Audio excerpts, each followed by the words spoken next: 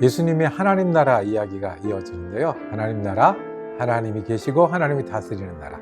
믿음으로 시작해서 지금부터 우리 가운데 임하신 하나님의 나라, 예수의 나라입니다. 우리가 하나님의 백성이 되었으니 하나님의 백성으로 믿고 사는 일에 대해서 비유로 또 설명해 주십니다. 오늘은 겨자씨와 겨자나무 이야기입니다. 진짜 겨자일까? 우리가 아는 그 겨자일까? 하는 의문도 있습니다. 그런데 이 겨자씨와 겨자나무 비유를 예수님이 하실 때는 다 알아듣는 그런 비유였어요. 우리도 그렇잖아요.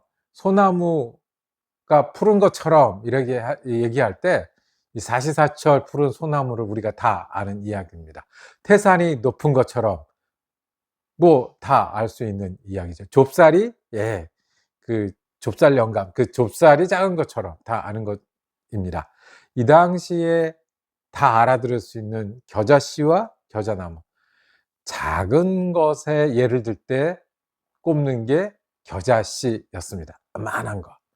그 다음에 큰 것에 예를 드는 게 겨자나무입니다.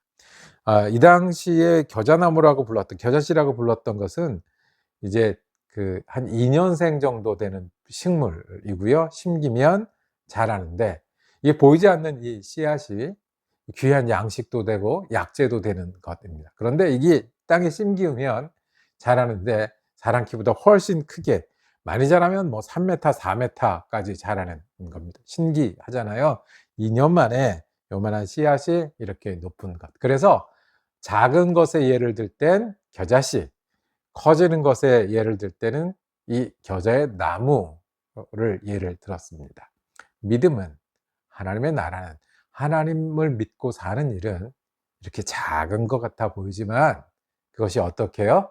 큰 나무가 돼서 거기에 새들이 살 수 있을, 새들이 깃들일 수 있는 그런 것이 하나님의 나라의 믿음이고 하나님 나라의 삶이라고 우리에게 말씀하십니다.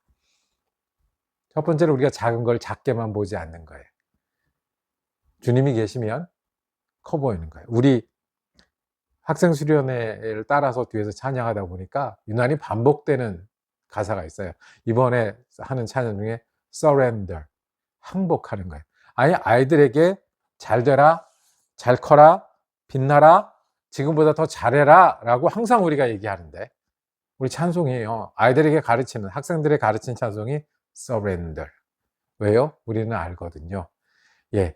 잘 자라는 가장 큰 비결은 내가 지금 작은 것들을 주님 앞에 드릴 때 거기에 주님이 힘을 주시고 주님이 인도하시고 주님이 열매 맺으면 다른 새들도 깃들일 수 있는 그런 나무가 된다는 것이 믿음의 법칙이고 삶입니다. 아이들에게만 가르치겠습니까?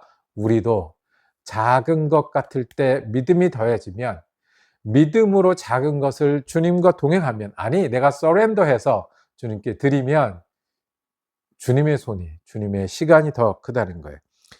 마태복음을 들었던 첫 번째 제자들은 어떤 사람들이었습니까? 초대교회들은 좀 배우지 못한 사람들이었고 사회적 약자였고 하층 계층입니다. 그러면 좋은 학교 다니고 잘 사는 사람이 모이는 데 가고 싶겠습니까? 아니면 꼬재재하고 좀 없어 보이는 사람들 가겠습니까? 사람의 기대라는 게 그렇잖아요. 아니, 이 교회도 이렇게 예배당도 멋지고 그러면 좋잖아요. 선교도 막 외국에 가면 좋잖아요. 그렇게 되기 마련인데 주님은 눈을 바꿔서 작은 그 사람들에게 눈을 두셨다는 말씀을 전해 드리는 겁니다. 지나가는 삭개오에게 겨자씨를 보신 거예요. 그 겨자씨가 심기면 많은 사람들을 주께로 돌아오게 하는 겨자나무가 된다는 거예요. 향유 옥합밖에 없어서 그것을 깼던 이 여인, 이 여인의 한 번의 행동. 그런데 주님은 거기서 겨자씨를 보시고 많은 사람들이 깃들일 만한, 예수님을 사랑하고 따르는 건 이런 거야, 기념해야 돼. 가진 게 없어서 숨어서 이렇게 조심조심 동전을 넣었던 그 과부에게 헌금은 이렇게 하는 거야. 주님은 이렇게 따르는 거야. 가장 많이 넣은 사람이야. 이것이 주님이 우리를 보는 눈이시고 우리와 함께 일하시는 시간이고 주님이 거두실 열매입니다. 하나님 나라는 12명으로 시작을 했잖아요. 예수님이 설교하시고 많은 사람들이 모였지만 다 떠나고 12명밖에 남지 않았을 때가 있었어요. 근데 주님은 그 12명에게 가서 전하라 겨자나무를 보신 거예요. 예수님이 로마 사람들에게 진 것 같고 유대인에게 져서 십자가 달려 죽은 것 같은 그때에 주님은 겨자씨와 겨자나무를 말씀하십니다.